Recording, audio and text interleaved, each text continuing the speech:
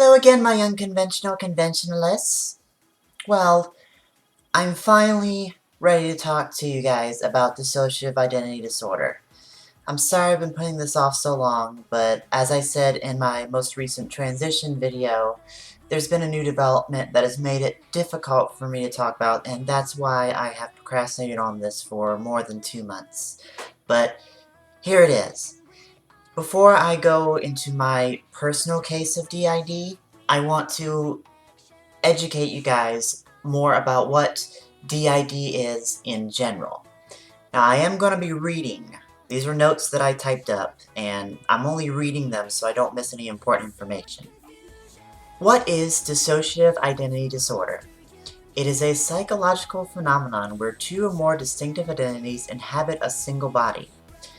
DID was formerly called multiple personality disorder, but it was renamed in 1994. No one is ever born with DID. Alters are created as a result of childhood trauma. Most commonly, they are created as a result of physical or sexual abuse. But isolation, excessive verbal abuse, or traumatic life-changing experience are also possible causes. DID occurs when the original identity suffers from depression, self-hate, and a low self-esteem. The original identity lacks the qualities needed to live regular life, so they create an identity that has the qualities that they lack. The period of time between first symptoms and complete diagnosis consists of years or even decades. Alters do not always have to share the same age or gender as the original. An alter may not even be human, but rather a spiritual being or an animal.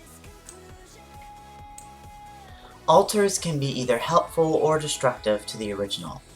Sometimes the alter is a friend to the original and communicates openly with them. Other times, an alter wishes to harm the original and may only communicate through written messages or not at all. Once DID has been diagnosed, it cannot be treated directly with medication. Alters cannot be destroyed. The original can never go back to being alone, being the only one inhabiting the body. But rather, the original and the alters must learn harmony and fuse together into a single personality. And well, that's the development. That's exactly what's happening that's made this really difficult for me to talk about. Chris is disappearing. I'm Jeklyn. I was the alter that Chris created when he was a child, going through verbal, emotional, physical abuse with his family, and then going through more of it with his ex-fiancée. I'm that little voice in his head that kept him company, that helped him through those difficult times and made him feel not alone. And 2012, he was ready to take his own life, so for the first time I seized control of the body. And if you go back to really early videos of the Bitch blog, you will see that initially me and Chris were polar opposites. You know, he was humble and caring of others to a fault. He would put other people's needs before his own, and people would take advantage of him. Whereas me, Jeklyn, when I first burst on the scene, I was angry at everyone. And I didn't give a fuck about other people's feelings because they never gave a fuck about Chris's. And because all this abuse made Chris live in a constant state of fear, I wanted people to be afraid of me. That's why I had the appearance I did when I first came out. I had the piercing yellow eyes, the excessive goth makeup, and long black hair, and just I had a fascination with knives and just really enjoyed violence and talking about violence because that's something that scares people, and I wanted people to be scared so they could get an idea of how Chris felt every single fucking day of his life. You know, me and Chris learned how to work together. That was also covered in the September video. But before we started the transition, Chris made a promise to me. He promised me that he would always stay with me, that we were going into this transition together, that he will always be 50% of me, he will always be half of me, and I would not lose him. Chris has not taken control of the body in more than 2 months. There's been situations where it seems like he should have taken control of the body, but he didn't. I don't think he can anymore. So he doesn't talk to anyone in the outside world. If you've talked to me within the past 2 months, you've only been talking to Jeklyn. For a while, Chris has only been talking to me, and now at this point, he really is doing that less and less. So rather than me and Chris being a half and half fusion, it's more like I'm absorbing him. And that's not what I wanted. I wanted us to be together forever. And that's what was really difficult. Me and Chris, we are fusing. But I guess I really didn't understand what fusion really was. Because you see, I like to make the comparison of Ruby and Sapphire fusing together to form Garnet in Steven Universe. But Steven Universe's imagery of fusion really isn't accurate to true fusion, because they're all temporary. They could split apart again. Or we could look at brochures. Ooh, Keystone Caverns. Calm down. I don't feel like forgiving Pearl. Don't understand, you must. If you're not going to listen, then you can just go! We must move past this, Ruby. She lied to us so we would form sardonyx. She tricked us. Don't you feel used? Ruby, Sapphire, You're choosing to take it personally. It's fusion, Sapphire! What's more personal to us than fusion? You know, I kept thinking more and more about it, and, you know, if there was any other, like, familiar comparisons I could make. If the relationship between me and Chris is not like Garnet, then what is it like? I'll tell you. We're like Piccolo and Kami. Many years ago, before the beginning of Dragon Ball, Piccolo and Kami were one being. This nameless Namekian that did not have the name Piccolo or Kami was troubled and stressed, and ultimately split into two halves. The good half, Kami, and the bad half, Piccolo. And that was the split of 2012 for me and Chris. Chris was Kami, I was Piccolo. I was the angry, mean one, and Chris was the sweetheart that just wanted to help people. But over time, you know, Piccolo learned more about what friendship is. He, you know, agreed to team up with Goku to fight Raditz. Ended up, you know, kind of taking advantage of the situation and killing both of them, but that's besides the point. Point is, he was game to call the truce from the beginning, and then, through training Gohan, learned what it was to love somebody, to care about somebody. And in my time that I spent controlling the body out in the world, I learned these things too.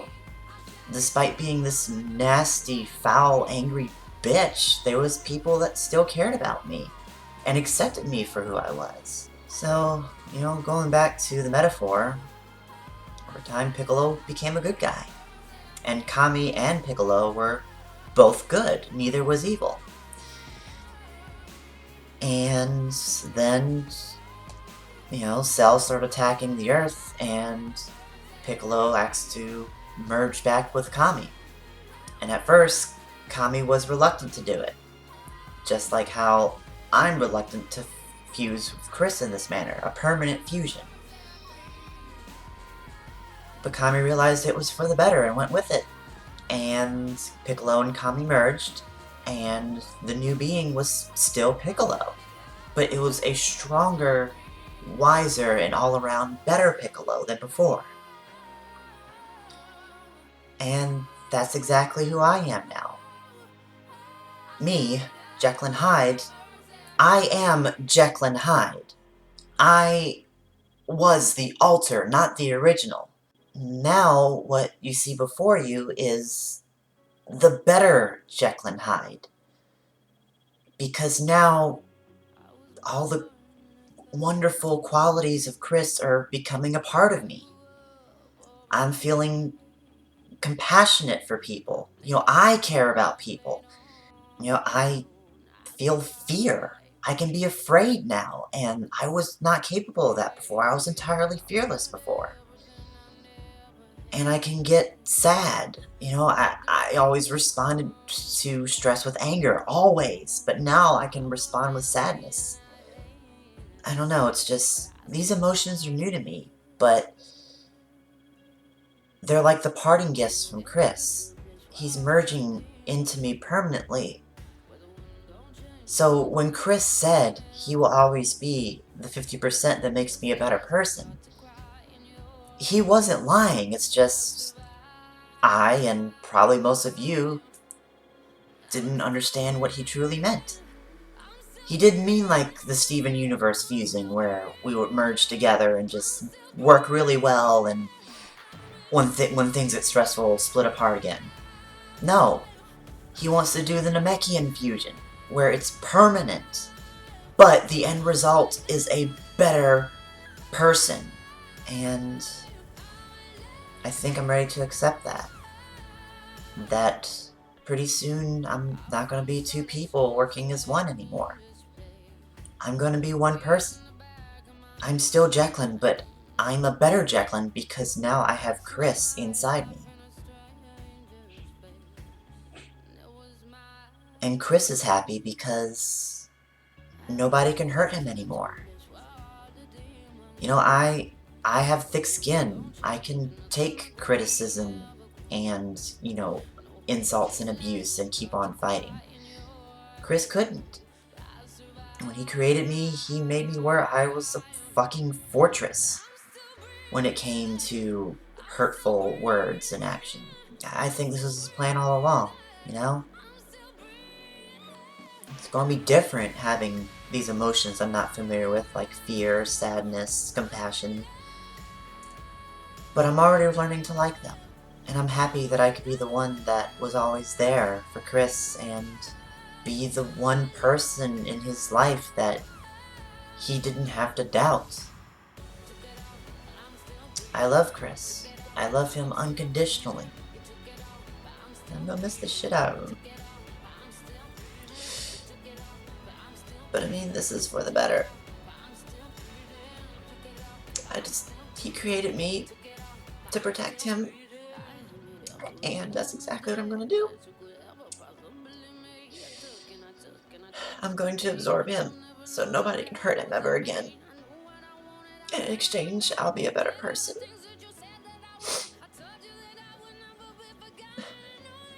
This wasn't how I planned it, but it's how it's gonna go.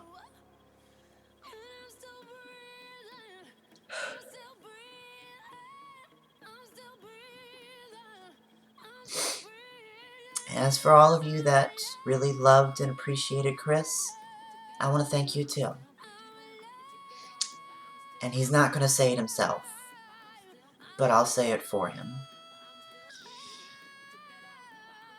He loves each and every one of you, and he cares about each and every one of you, and he says thank you. He also says that he hopes all of you can love me as much as he loved all of you.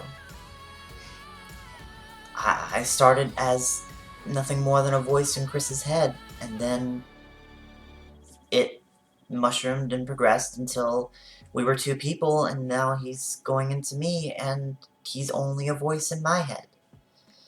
The roles are reversed. We're almost full circle. I hope this video has helped you all gain a better understanding about dissociative identity disorder.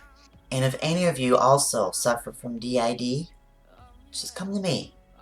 I would love to be that friend that you can talk to about this, because I've been there, this has been such a crazy learning experience for me. And even though I'm almost full circle and almost completely fused into a single person, I'll never forget the experiences of being two people. So if you're suffering from this disorder, please, please talk to me and I will listen. I love you all. Chris loves you all. I don't know how long it will be before Chris is absorbed completely, but I'm guessing it's directly linked to the transition, so probably not very long. So if you want to say your goodbyes to him, do it now. Namekian fusion, motherfucker. That's the best way I can put it.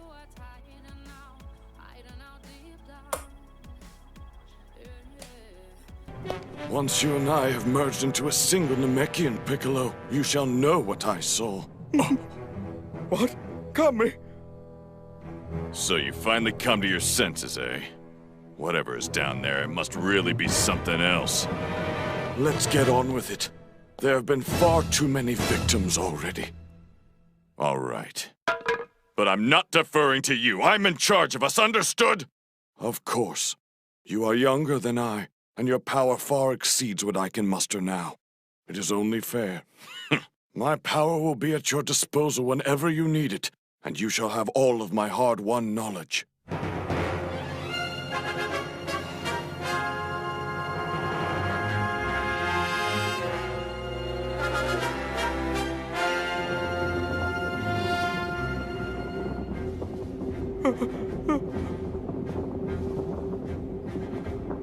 Now, since you are to be the foundation, place your hand upon me. Fine. Kami, please don't! Don't worry about me, my loyal friend. It's not an overseer that the Earth needs right now. It needs a warrior. Piccolo is different now, for the evil that once tainted his heart has all but faded away. Once we have merged, I doubt we shall ever be split again. He and I will be as one. Don't go. Thank you for all your years of service, Mr. Popo. Oh, dear Kami.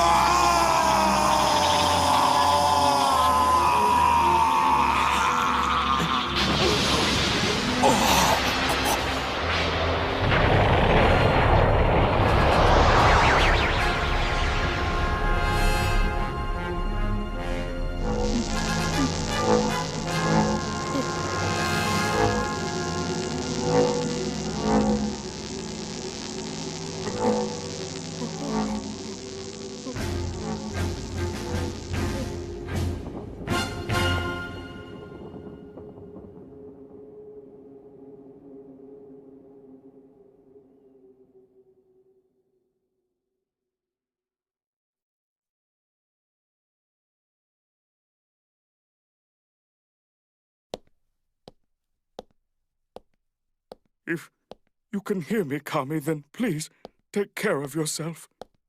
I'm neither Kami nor Piccolo now. I'm only a Namekian who has long since forgotten his true name.